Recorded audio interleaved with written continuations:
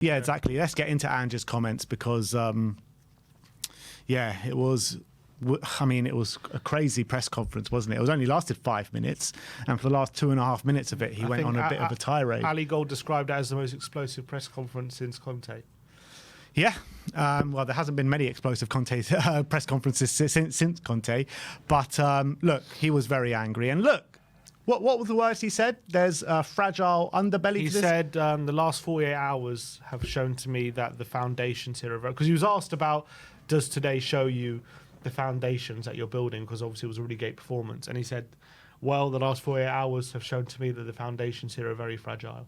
Yeah. Inside and outside. And look, I can understand where Ange is coming from in terms of what the fans were like in the stadium, what the narrative was coming into this game. I can understand where Ange is coming from, because where Ange is coming from, he's a manager, he's paid by the football club, he's paid to win games, he's paid to get us as high up the pitch as possible. Yeah, I know we probably couldn't have finished higher than we're going to finish this season in terms of where he's left us at this stage. But I can understand where he's coming from in terms of he thinks all the fans and everyone should be in the same boat and everyone should be cheering the team. And I think we were to a certain extent, but it wasn't the same atmosphere as it has been all season.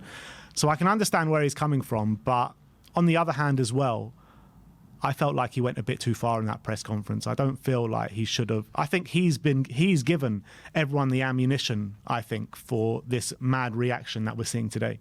Yeah, I think it was a bit over the top. It was a bit too much, because clearly, I mean, I don't know how else he wants fans listening to have to read into it. He's clearly taking a shot at the fans who wanted Spurs to lose yesterday.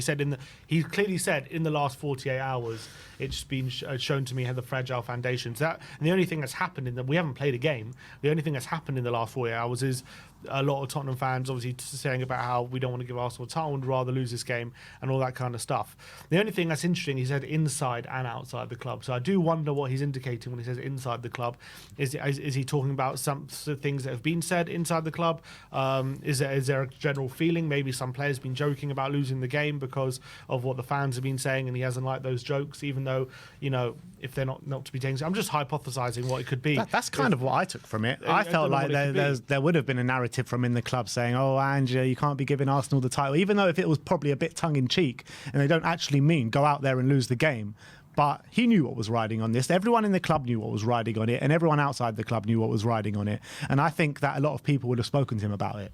Yeah, I don't think anyone was seriously suggesting we throw the game, but maybe there were a few jokes being had or something like that. Maybe just a few flippant comments. Yeah. And he kind of took that to think, are they actually, listening to what's being said outside and listening to what fans? Because we should have I guess the point would be there is you should be so focused on winning, you shouldn't be listening to all that noise. And the fact that if he hears comments being made around the dressing room or whatever, does that mean there's too much being filtered into them and that's getting into their heads? And you only have to be 1% off it, and that makes all the difference. I think Barnaby makes a good point. I mean, when he's obviously, I'm sure Son doesn't go through 1-on-1 intending to miss that chance.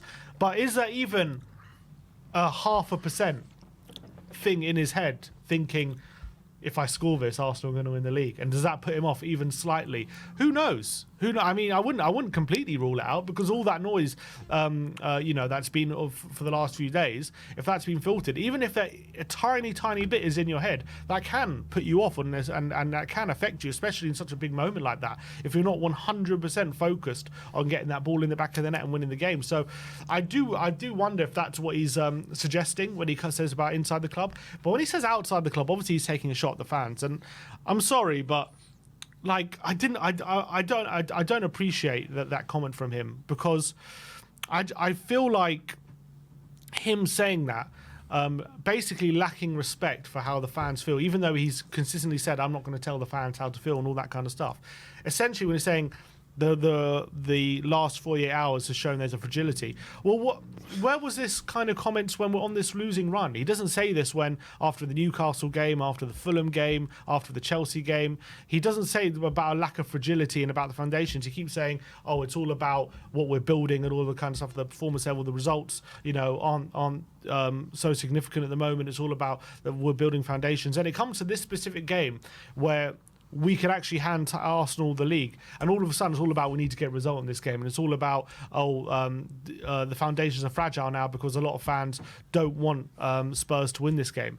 And I thought it was lacking respect. Why he's kind of picked this hill to die on, that if fans don't want Spurs to win this specific game, even though it hands their biggest rival their first title in 20 years, then there's a there's a big fragility within essentially the fan base.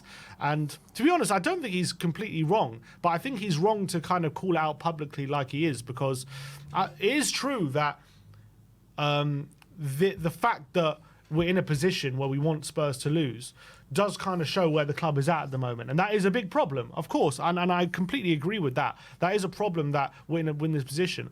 But we're in this position because how we've been in the last 2 months, essentially. We're in this position as a club because we've been pathetic for the past 2 months. We've been absolutely shocking on the pitch. 5 years.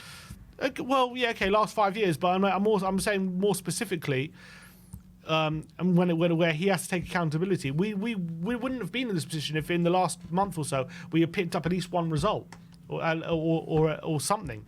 The fact that we haven't means we're in this position where we've got pretty much nothing to fight for. He himself has said top four is not even important. It's about the progression on the pitch, which we did see yesterday, progression on the pitch. So if top four is not important, and you've been banging that drum for the whole season, why do you expect Tottenham to want to basically give Arsenal a title for a 20% chance of top four? Why should we want to give that up when you yourself saying it's not important, it's all about progression on the pitch? And we saw that yesterday. So why shouldn't we be happy with progression on the pitch and also not giving Arsenal the title? And then he's having a go at the fan base for saying we have the foundations are fragile based off that, when he didn't say that over the last month, when we've basically given up we haven't shown an ounce of what we showed yesterday on the pitch, when the pressure was on to get results. But all of a sudden, this specific game where it could hand Arsenal a title, now is the time you come out and say it's fragile, because a lot of Tottenham fans wanted Spurs to lose this game. I just thought it was wrong for him to go over the top in that. And I think it's given a negative kind of spin on yesterday, whereas we should be kind of praising the performance and he should be proud of what he showed. And instead he's going on at the fans because of the circumstances, which is not in our control. It's not in our control, the fact that if we lose this game, if we win this game, that Arsenal win the title. It's a very specific set of circumstances, and he should have been a bit more sensitive to that. He didn't have to go over the top. Yeah, I completely agree. And like I said before, I think it has fueled a lot of the reaction that we've seen last night and going on to today.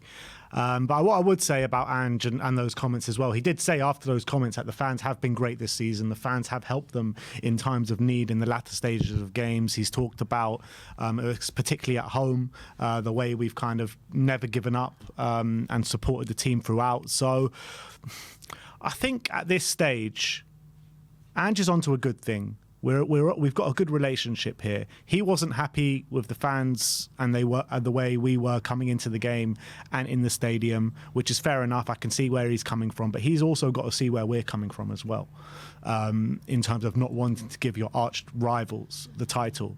So I think at this stage, everyone's just got to put water under the bridge and move forward and forget about these comments. I'm happy to forget about them if we can just move forward and keep building what we're building, because I don't think all this negativity and letting it fester and keep talking about it and criticising Ange and Ange criticising us and all this kind of stuff is not going to help anyone. We just need to forget about this, move forward now and keep progressing the club. Yeah, agreed. It's not something I'm going to hold against him. I didn't appreciate the sentiment of what he was saying. I think what he was saying was right a lot of the time, but I just think he went over the top, and I think he could have just said, look, something along the lines of it's also obviously difficult circumstances. We tried our best to win. I understand fans have conflicting feelings, and I did feel general support amongst the fans yesterday. But we'll hope to create a winning mentality at this football club. But the way he put it, as if to say like this is like basically, you're the problem essentially a lot of the time when he's saying the foundations are fragile. He's basically calling out the fans for being a problem, and I don't know why he had to go that far. I don't think maybe it was just an emotional reaction, maybe it was just in the heat of the moment. I think I'll give him the benefit of the doubt on that front, but it's not the fans' fault that we've lost 5 of the last 6 games. It's not that they're our fault. And the fact we've given ourselves nothing to play for, they have to take responsibility for that. And the fact that the only outcome of us winning essentially is going to be Arsenal winning the title. So that's not the fans' fault. That's the players' fault and the manager's fault for how we've played over the last couple months. And actually, whilst going through these bad runs, the bad runs at the beginning of the season as well, after the injuries and stuff, supportive. Our support has never wavered throughout the season, in my opinion. You know, away ends are always full, the stadium's always full, songs are always being sung, Ange Postecoglou's name is always being sung. So actually, the support from the fans, I think, this season has been nothing short of incredible, particularly about the runs that we've been on and how actually poor we've looked since the turn of the year. Especially since April, or since the Villa game, we've been horrible performance. And none of the fans are really calling for Ange out or have wavered on that front. And we've been very, very supportive of the direction the club is going. We appreciate what Ange is doing at this football club in terms of how, you know, the football we're now playing. I'm not saying he should be happy that some fans wanted Spurs to lose. But just yesterday. let it go. But yeah, there's no need to publicly call it out, and there's no need to like make a big thing out of it when he knows the rivalry, he knows what it means. So I think he should have been more understanding of the situation. And everyone talks about like small club mentality this, small club mentality that, yeah? You're telling me, he was at Celtic, right? You're telling me if Rangers and Celtic weren't in the same situation, it won't be exactly the same what happened yesterday, if not worse. You're telling me if the shoe was on the other foot and Arsenal had to beat someone to stop us winning the league, the reaction wouldn't be the same, if not worse. Like, come on. This is just a natural thing in football. I'm sorry, but it is. And hopefully next season we won't be in a situation where we are hoping for these things because of what we're doing, and you know, hopefully that mentality does get instilled in the team. But I don't think how some Spurs fans reacted to yesterday was a kind of a evidence of the mental. And I think he's completely right in terms of what he says about the fragility of this club. We've known that for a long time. This is not new to us. This is something that previous managers have called out. It's something we've been saying for a very, very long time.